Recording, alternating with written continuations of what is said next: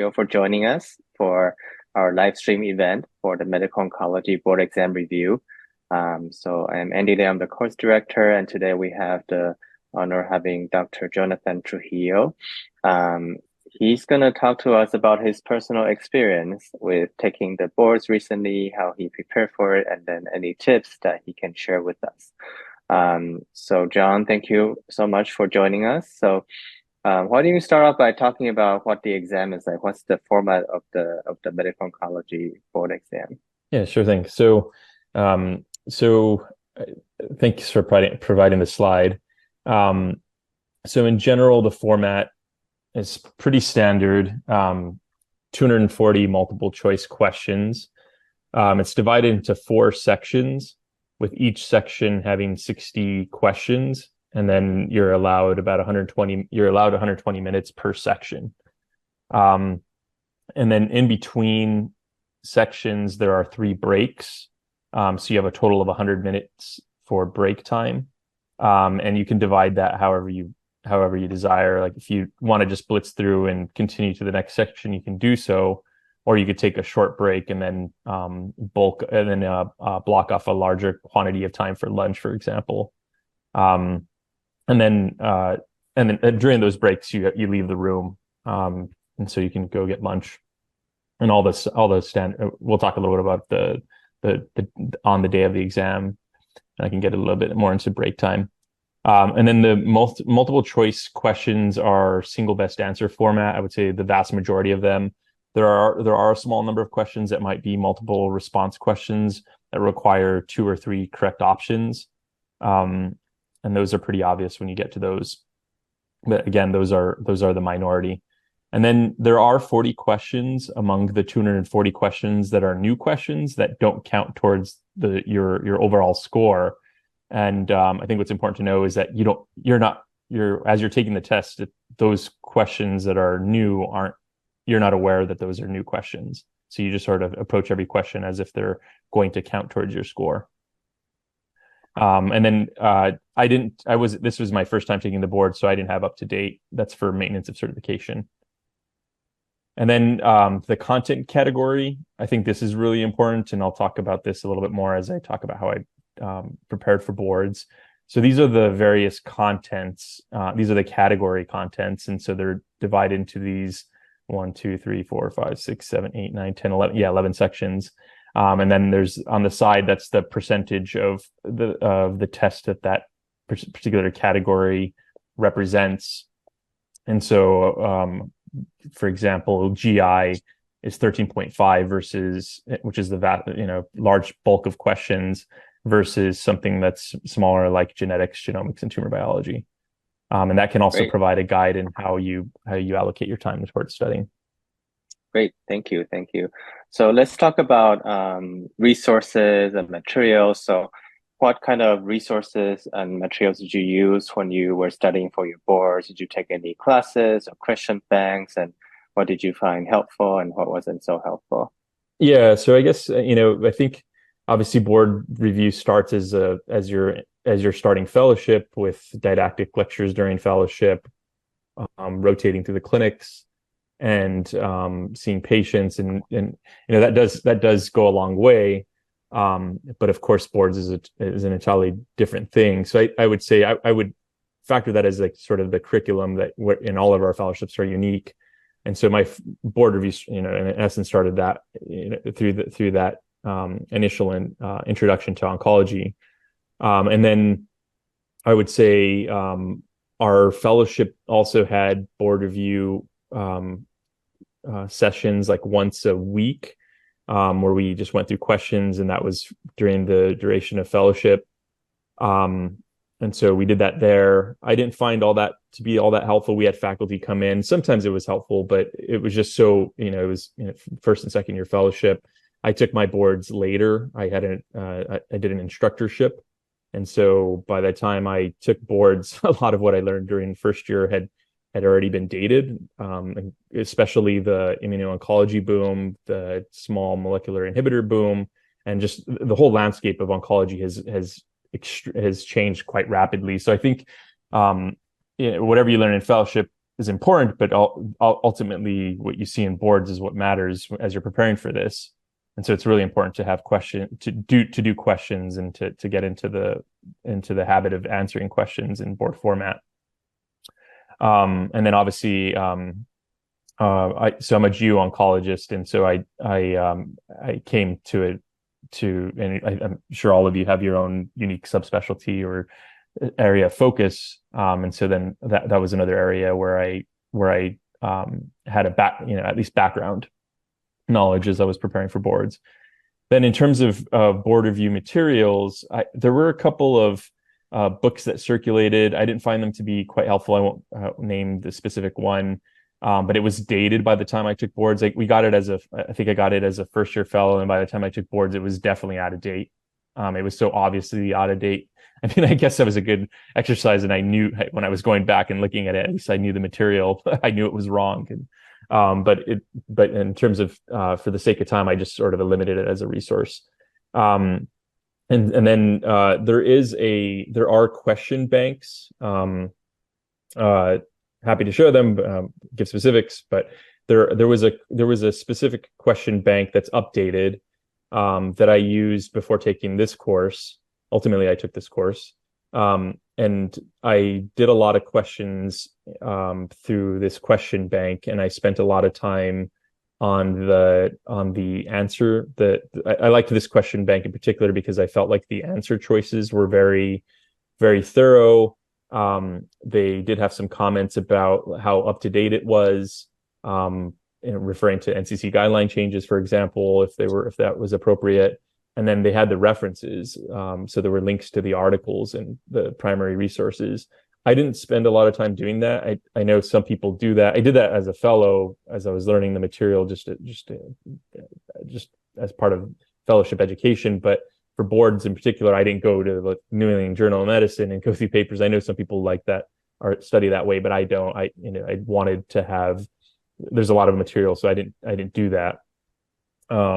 So I relied heavily on question banks and that I felt were up to date and that provided sufficient answer choice explanations. And I spent a lot of time on that. So it sounds like it was taking this class, which is like watching videos and maybe the handouts and then question banks. How many questions would you think that you did? Oh yeah, so I did. Yeah, I forgot to mention. Yeah, so I did do this course. I registered for this course in September 19th, and then my test date was November 29th. So it was a little over 2 months that I was. Okay. So, but I had done the other question bank. Had went through most of those questions. It was like several thousand, like a couple thousand questions. Wow, okay. And those I had it on my phone, and so I had been doing questions. As I was going to bed, I didn't block off that much time before I took this course. It was just sort of as I finished up my work day, I would do questions or over weekends when I was bored. And then the 2 months prior to the test, when I finally enrolled into this course, is when I really kicked it up a notch and was watching lectures, printing the handouts and carrying those with me. And then what I ended up doing is my style of learning is so I covered all the material through the lectures, and then I took the blueprint. So these categories, if you go to the ABIM website, they have a breakdown of each of the subsections. So within each there's a PDF. I don't know if you've seen that. I don't remember if the API course provides that, but there's subsections of the content for each of these subsections. And what I did for most of them, I ended up having my own study sheet of like key points, like first line, second line, third line. And then, for example, like the anti-cancer therapeutics, there's a list of all the drugs that on this PDF that ABIM provides of all the different drug classes and categories. And I just listed all the drugs, mechanism of action, first generation, second generation, what their main indications were. As I mentioned, a lot of the drugs had expanded over the past 3 years. So there were a lot of drugs I had never even heard of as a geo-oncologist. So I ended up creating study sheets as I was studying and going through the lecture. So it just wasn't a passive process. I thought the lectures were great, and it was a really easy way to distill down even further for my own ability to recall that information. And then I did questions a lot. I did all the questions in the board course, I think. Great. So it And sounds like then other than this class and the questions, you didn't really find any books or any kind of I didn't printed use any material that textbooks. help. Okay. There was Okay. a textbook that was a board review course, but I mentioned it was Yeah. so yeah, I didn't buy any tech. It was Okay. just too dense in the time frame that Okay. Yeah. didn't have enough Makes time. sense. So speaking of time, so do you want to share with us? I think you said you started taking this class 2 months before, but when did you start like thinking about the boards and preparing, and how did Yeah. you kind of structure So your timeline? yeah, so I would say, in all reality, I mean I was doing that question bank probably for like 6 months before boards, but it was very casual in June and July because I was submitting a grant. And so I totally just focused on that. And then once I submitted my grant the next day, so it was June, July is when I started, like the end of it was definitely July when I started doing more questions. And so for the four roughly couple of months before September, I was just doing blocks of questions. And the way that I blocked off questions is I went through each categories of disease subtype and just to use, because I wasn't using the textbook. I needed to make sure that I was covering all the material. And so I went through all of the questions, or a large block of questions that was just concentrated in one area for one part of for like an hour or say, or 40 questions or whatever, and then reading through the answers. And then every day I did a mixture as well. So the way that I structured my time is focus on content category specifically, and then I had a block of time where I just went, even if I haven't covered that area, just did a mix of questions, just to, because the boards you're not getting everything's not separate, everything is mixed, and it gets kind of confusing, and especially when you're taking 240 questions, just to build stamina and also to help memory. I had a block of schedule, and I did this throughout the duration, even when I started taking the courses, and the way I did lectures as well. I tried to mix it up, so I did random questions as well. So if it was a 3 block day, I would do 1.5 hours of disease focus, and then the rest all mixed. And I found Great, that to be helpful. great. And then as far as like the 3 weeks prior is when I really blocked off the whole day, mostly just building stamina for the day and recalling and patching up things where I felt like I was weak. Because after doing all the questions, I was finding areas that were weak. I sort of plateaued, and then I was like, okay, I need to maintain this knowledge, but I also need to work on some of the weak spots. It's like training for a marathon. Yeah, that's pretty much what it is. If you kind of start for some of the things in terms of recall, you want to make sure that you go back and you revisit. That's why mixing questions is helpful. And then just being able to recall on your own, even without questions, is helpful too. And then and then certainly as the days were getting closer, I was doing longer Q banks. Yeah. Okay. Well, thank you for that. So talk to us about what your experience was like during the day of the exam. How did you pace yourself? Was there anything that surprised you, or was just your overall experience? Yeah, I mean, I think it is very similar to all the other board exam experiences where you go into the testing center, and they check you in. There are other people that are taking different boards, so I think that's also important to know. You'll see people leave earlier. In terms of tips, like we've all done boards, and we've all taken tests with other people, or some people are just like extremely fast at boards. I'm not a fast test taker. I like to go through at my own pace. But there are people that are leaving, and you may be in the room but the other boards, you have no idea what they're taking. It could be like a certification exam that's 3 hours. So don't get psyched out by that experience. So there are, but yeah, it's very you check in the morning. You will see people taking cardiology board exams with their cardiology books, sitting in there cramming. Don't get psyched out there like you need to be studying in the room. There are people that are studying in the room, which is kind of funny. And then so yeah, you check in, they check your ID. I don't remember if they take your fingerprints. They do a full pat down, make sure they make you empty your pockets, they check your glasses. You go into the room and they have headphones It's really at least my room was comfortable. It was quiet. They were very respectful. They weren't intimidating. They weren't walking around checking over our shoulder or anything like that. It was pretty quiet. I didn't feel like there were any disruptions whatsoever. Temperature was appropriate. It was the building, and all of these places are all different. Ahead of time, I would, if you're not taking food or you want to go get food, just find it. Try to identify where are the restrooms, where are places to eat. If you didn't, are there places that you can buy food in the area? But I took my own food. I think I saw everyone take. They have lockers there, so you can store your possessions and food and your phone and so forth. Some of these buildings are weird because they're like housed. The one in Chicago is housed in the skyscraper. And you have to be careful which doors you go in and out of because you can lock yourself out. Like you can get locked into if you go down a hallway and try to go to a restroom and accidentally go into like a hallway with stairs, you can get locked out and have to go all the way down the stairs. So they warn you about that. Just be mindful of the building and don't get trapped outside because the clock is ticking. Awesome. Yeah. So Well, last question for you.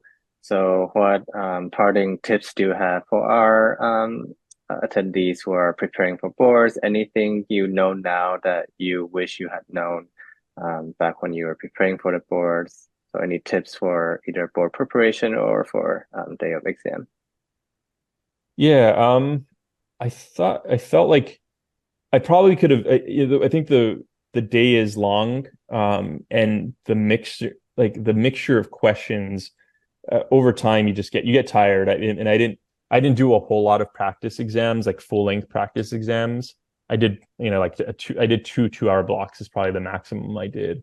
And I would do I would probably do a few more. I would build in a few more full exams in my prep. It's hard to do, right? It's not like we're studying for step one.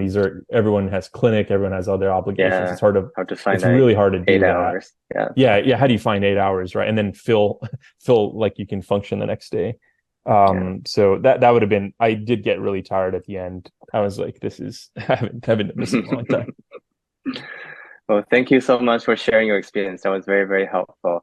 Any of the attendees have any questions? If so, please raise your hand. And I guess the other thing is, so this breakdown, like breast cancer, for example, 13, there are a lot of breast cancer questions.